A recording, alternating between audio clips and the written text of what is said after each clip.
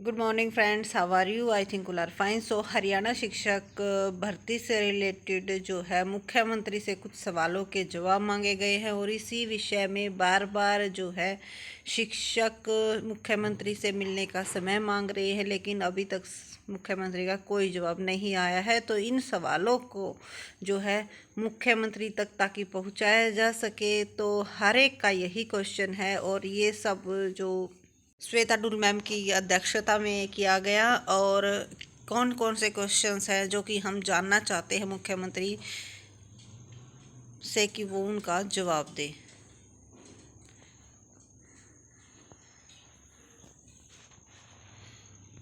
4800 स्कूलों की जो संख्या है वो कम, फिर कहते हैं कि केवल 120 मर्ज किए गए हैं। यह गणित समझाए मुख्यमंत्री साहब कि अगर काउंट किया जाता है तो 4803 स्कूलों की जो है संख्या अभी तक कम हो चुकी है, और लेकिन 120 स्कूल ही केवल मर्ज किए गए हैं। तो बाकी के स्कूलों का क्या किया गया? प्रदेश में नशे का कारोबार फल फूल रहा है, जबकि शिक्षा को बैकफुट पर रखा जा रहा है। जो ठेके हैं उनको आगे बढ़ाने के लिए और ज़्यादा प्रयास किए जा रहे हैं, लेकिन स्कूलों को किसी न किसी तरह से मर्ज करके या बिल्कुल ख़त्म करके या कुछ भी करके उनको जो है बैकफुट पर लाने की कोशिश की जा रही है। हरियाणा की मौजूदा स्थिति शिक्षा के क्षेत्र में ज़्यादा अच्छी नहीं है। हमारा कोई भी शिक्षण संस्थान पूरे भारत में टॉप 100 में नहीं है। यहाँ तक कि हमारी एकमात्र जो यूनिवर्सिटी है वो भी 78वीं रैंक पर थी, अब जो है 94वीं रैंक पर आ गई। तो इससे आप अनुमान लगा सकते हो कि हमारा जो शिक्षा का क्षेत्र है वो कितना पिछड़ता जा रहा है। हमारी शिक्षा पर बजट भी नेशनल एवरेज से 1% कम है। ऐसे में सरकार को ठोस कदम उठाने चाहिए और उस क्षेत्र को आगे लेकर जाने की कोशिश करनी चाहिए, लेकिन सरकार इस के बिल्कुल अपोजिट जा रही है। क्षेत्र में पहले जो पैसा कैसे बचाया जाए इस पर विचार कर रही है। कभी ये आ रहा है कि भी स्कूलों के खर्चे जो है स्कूल ही उठाएगा, कॉलेज के खर्चे कॉलेज उठाएगा, फीस बढ़ा दी जा रही है, कभी उस डाटा को वापस लिया जा रहा है। तो इस तरह से जो है अपने ही डिसीजन पर मुख्यमंत्री हो या शिक्षा मंत्री हो वो नहीं टिक पा रहे हैं। बार बार अलग अलग बयानबाजी जो की जा रही है। माननीय मुख्यमंत्री जी ने पिछले दिनों में पीसी के जो पहले आंकड़े दिए थे, प्रदेश में अब 14,503 नहीं बल्कि 9700 स्कूल रहेंगे। फिर साथ ही केवल 120 स्कूल मर्ज किए बताए, उनमें से भी 42 रीओपन कर दिए। 3-5 किलोमीटर के दायरे में आने वाले स्कूल मर्ज करने के बजाय 105 स्कूलों की सूची देकर कहते हैं कि केवल एक भवन में चल रही ही उन्हीं को मर्ज किया जाएगा। और उसके साथ साथ अभी तक एक भी एडवर्टाइजमेंट ऐसा नहीं आया है टीचर्स भर्ती को लेकर। सिर्फ और सिर्फ या तो शिक्षक हटाए गए हैं या भर्ती रद्द की गई है, जैसे कि आप आरोही को लेकर चल सकते हो। और उसके बारे में तो जब हमारे शिक्षा मंत्री से सवाल पूछा जाता है तो उनको तो यही नहीं इन्फॉर्मेशन थी कि भाई आरोही स्कूल भी हैं कुछ, और उसके साथ साथ जो एडवर्टाइजमेंट आए थे वो भी वापस ले लिए गए। नए ऐड करने की बजाय पुरानों को भी वापस लिया जा रहा है। शायद इनके कार्यकाल में कोई शिक्षक रिटायर भी नहीं होता। ट्रांसफ़र ड्राइव की आड़ में बहुत से विषयों साइंस, हिंदी, इंग्लिश, मैथ्स की पोस्ट जो है कैप्ट कर ली गई हैं। शायद ही कोई ऐसा क्लस्टर स्कूल हो हरियाणा में जहाँ सभी विषयों के सभी टीचर मौजूद हों।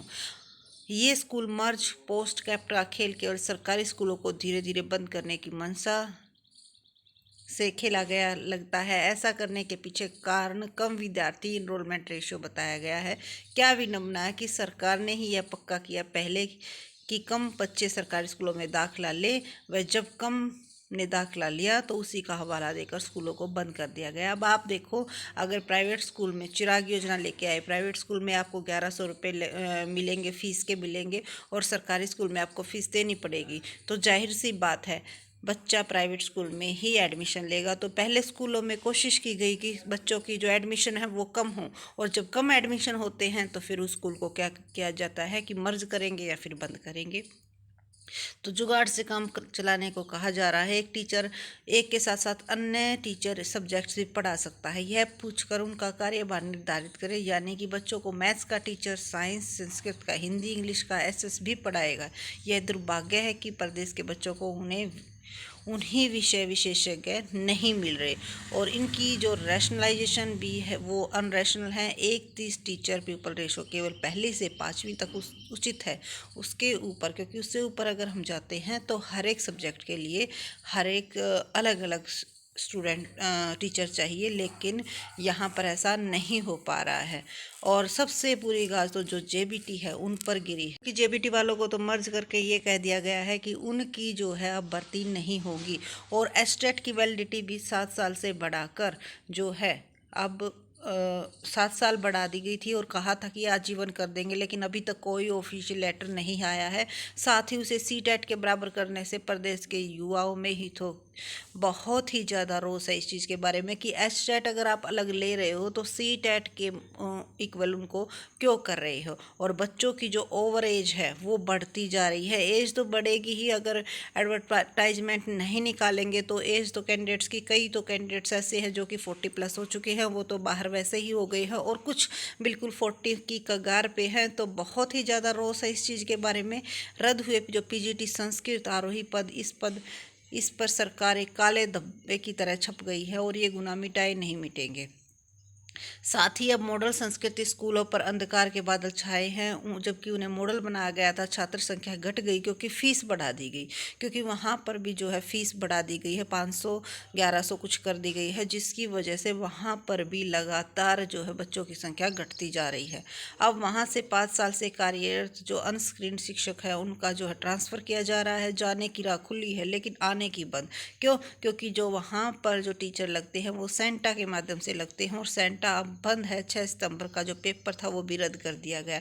यानी कि टीचर्स के ट्रांसफ़र किए जा रहे हैं, लेकिन उनको वहाँ पर जो आने का रास्ता था टेस्ट के थ्रू वो लिया नहीं जा रहा है। अब अगर नई ज्वाइनिंग नहीं होगी और पुराने ट्रांसफ़र होंगे तो जाहिर सी बात है टीचरों की कमी होगी, और कमी होगी तो बगैर टीचर्स के स्टूडेंट्स अपने आप स्कूल को छोड़ने को तैयार हो जाएंगे। तो आज की प्रेस वार्ता जो की गई थी, जो कल प्रेस वार्ता की गई थी श्वेता ढुल मैम, और उसके साथ साथ बहुत सारे जो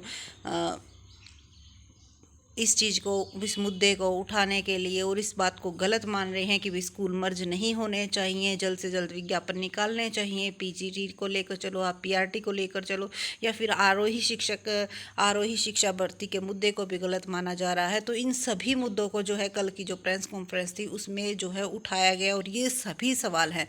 और इस वीडियो को बनाने का मकसद भी यही था कि अगर ये कोई वीडियो आप सब फ्रेंड्स के थ्रू अगर जाती है तो मुख्यमंत्री एक बार थोड़ा सा ध्यान दे, और इन चीज़ों पर हमारे जो शिक्षा मंत्री हैं और मुख्यमंत्री इन चीज़ों के विषय में सोचे कि उन्होंने आखिर अब तक किया क्या है।